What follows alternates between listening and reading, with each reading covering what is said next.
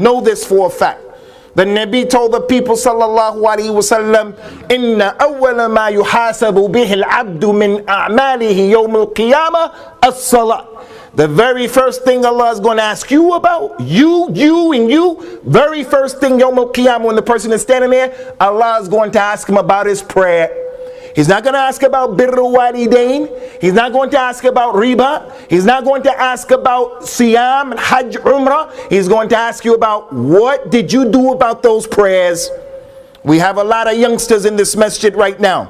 And this is not only for the youngsters, but the Nabi told us about our religion sallallahu alaihi wasallam. He said, "Ju'ilat liya al-ard masjidan wa tahura, fa ayyuma rajulun adrakathu salat falyusalli." The whole world, the whole earth has been made for me and my ummah a masjid and a purifier. So whenever the time for salat comes, anybody, everyone has to pray. The Muslim doesn't have an excuse. I don't have any water. The earth has been made a purifier. Make tayammum. The person says, but I'm not in the masjid. I'm not in the place of prayer. I'm in the university. Al-Islam says you have to go and find a place to pray. Islam gave us a window of opportunity. If you can't pray right on time, you have to pray somewhere in between that time. The Muslim doesn't have a right. Even the Muslim doctor, his job is to do brain surgery, to do a heart transplant. It's going to take him 8 hours to do the operation. Al-Islam says to that doctor, you are allowed to combine Dhuhr and Asr. You are allowed to combine Maghrib and Isha. The salat is never taken off of the man. The man can't pray standing up. He has to pray sitting down. The person is paralyzed on his back. He has to pray on his back. Salat won't be taken off of you. Look at the salat with the companions. There is one of the tabi'een. They're the people who learn from the companions. His name is Abdullah ibn Shaqiq al-Uqayli. He learned from over 30 of the companions. He said, "Kana ashabu an-nabiy sallallahu alayhi wa sallam la yaruna shay'an min al-a'mal tarkuhu kufra ghayr as-salat." He said those companions of the Nabi, they didn't look at anything that a person abandoned from the deeds as kufr other than the prayer. During the time of the companions, if they knew you were a person who didn't give zakat, they made excuses for you. They said maybe zakat is not wajib. If they knew you were a person you weren't eating, or you were eating and not fasting, they said maybe he's sick, maybe he's a traveler. If you were a person who didn't make hajj, they would make excuses. The lady doesn't wear hijab. The companions used to say, maybe she's a new Muslim. Maybe she's from the desert. Maybe she's a slave. But if the companion knew this person is not praying, the companion said, he's a kafir. There were no ifs and buts about it. That person is a kafir. And that's because of all of the ahadith of the Nabi sallallahu alayhi wa sallam. Al-ahdu alladhi baynana wa baynahum as-salat. Man tarakaha faqad kafara. The difference between us and those people, Sikhs, Hindus, Jews, Christians, atheists, agnostics, the difference between us and them is salat. Anyone who abandons it, he's a disbeliever. So I ask you people sitting here today, how many people do you know from your relatives, they don't pray? How many people do you know from your neighbors, they don't pray? How many people do you know from your wife's family, they don't pray? If the companions knew those individuals, they said, he's a munafiq, he's a kafir. Someone comes to you to marry your daughter, and you find out, does he drink khamr? If they say yes, he drinks khamr, you're going to say, you can't marry my daughter, and rightly so. But do we ask the question, does he pray? Does he pray? Wallahi, the one who doesn't pray is doing a bigger crime and sin than the one who's drinking khamr. But with us, the khamr is bigger than abandoning salat. Abandoning salat is kufr. Drinking khamr is a kabira from a kaba'ir, but it's not kufr. Everybody here, if we knew the man is drinking khamr, smoking crack, smoking weed, he wants to marry my daughter, we're going to say, wallahi, never, and rightly so. And I'm telling you, abandoning salat is bigger than that. But we don't ask that question. And if we found out he didn't pray, it's okay, because he has a good job. You want to know the salat with the companions? Umar radiallahu anhu, he had some beef. He had some drama with a non-Muslim who was from the Majus, a Magian. That man got upset. He said, I'm going to kill you. I'm going to kill him. So him, being a coward, he started to think, I'm going to assassinate the Amir al-Mu'mineen. But he didn't do it face to face in a duel like a man would do.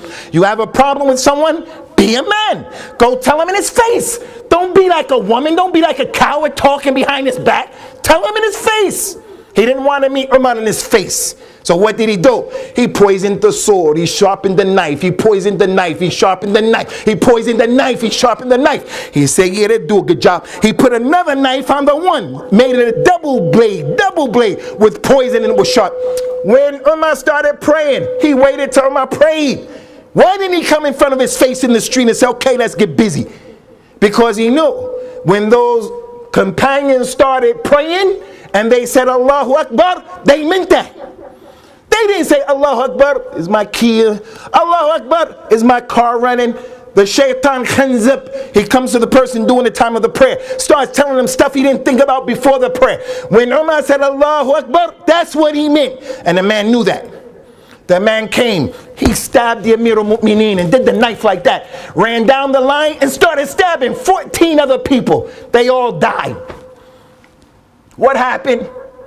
Umar radiallahu anhu said, the dog killed me.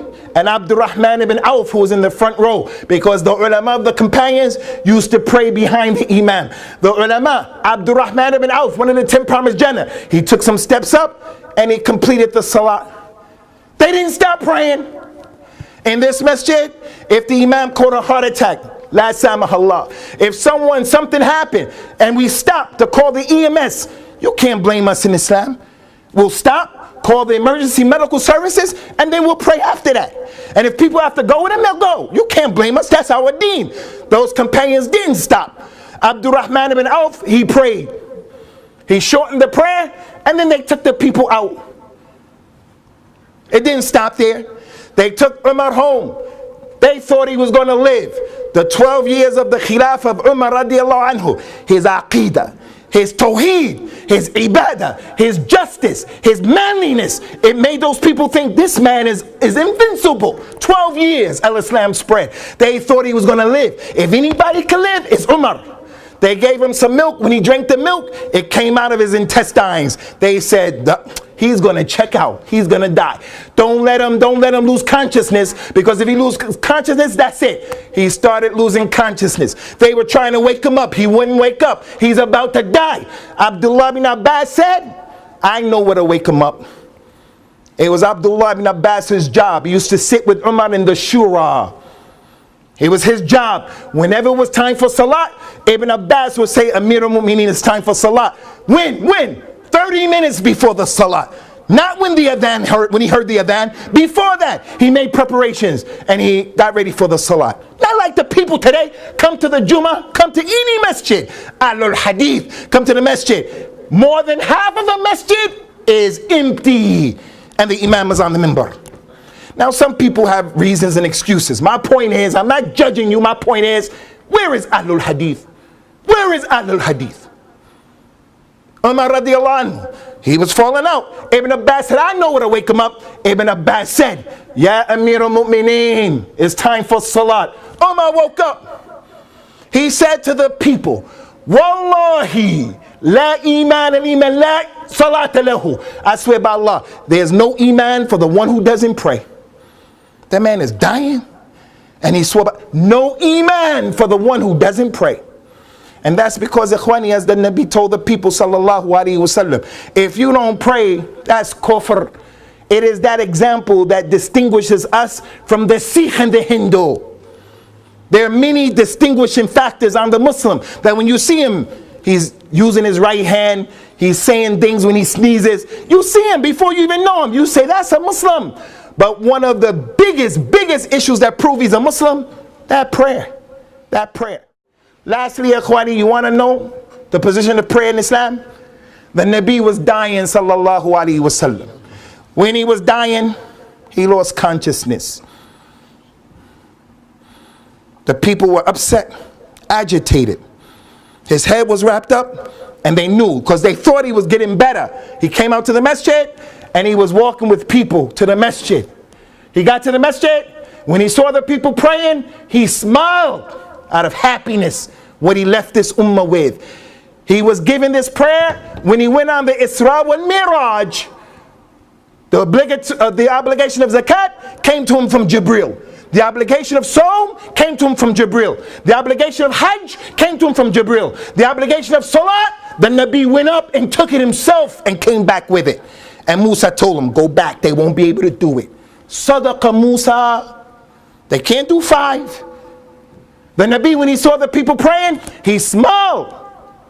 So they thought he was getting better. He went back home, day, 2 days, 3 days, he started getting sick again. The people were nervous. The Nabi, he lost consciousness. Now the Nabi, Ikhwani, he's Hakim. I just need 2 extra minutes. The Nabi has hikmah. Hikmah means you put things in the proper place. It means wisdom, but it means putting things in a proper place. Allah is al-Hakim. He knew not to give you money and to give so-and-so money. Because if he gave you money, you would destroy yourself. Halal and haram, Allah knew what he was doing. Hakim, putting things in the proper place. Treating the Muslim as he ought to be treated. Treating the elder the way he should be treated. Treating my mother and my father as the mother and the father. If I treat my mother and the father like the kid, I didn't put it in the proper place. The opposite of hikmah, dhulm. Dhulm is putting things in the wrong place. If you worship other than Allah, you're supposed to put your ibadah with Allah. That's hikmah. Highest form of hikmah. If you put your ibadah with Rasulullah, if you put your ibadah with something, that's dhulm. Dhulm. The Nabi was Hakim. He knew what to say, when to say, how to say it, who to say it to. What do you think he said when he came back through? He lost consciousness. The people were nervous. A lot of time went by. He woke up. What do you think he said? Oh Allah, have mercy on my ummah. Allah, la. The Nabi said to the people, as-salat, as-salat, wa ma malakat aymanukum. Take care of the prayer, take care of the prayer, and take care of your right-hand possessions. Your slaves, your children, your women, people under your supervision. He lost consciousness. A lot of time went by. He woke up again.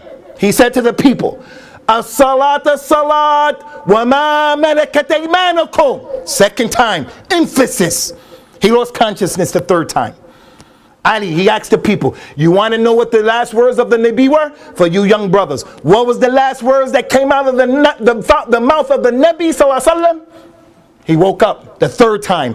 He said, as-salat, as-salat, wa ma malakat aymanukum. And then he died. Those are the last words of Nubuwah. Now you're going to tell me that salat is not important, Ya Abdullah? Are you going to tell me that this is an issue we just do like this? My kid is not praying. My family is not praying. Now my teenage son, is hard dealing with him. I brought him here. He's something else. I'm not telling you kick him out. I'm not telling you be rough and tough and fight him. I'm saying to you, you have to give advice. You just sitting down and it's okay, your daughter doesn't pray, that's a problem. That's going to come back on you. So the very first thing that Allah is going to ask you young people about Yawm al-Qiyamah is that prayer.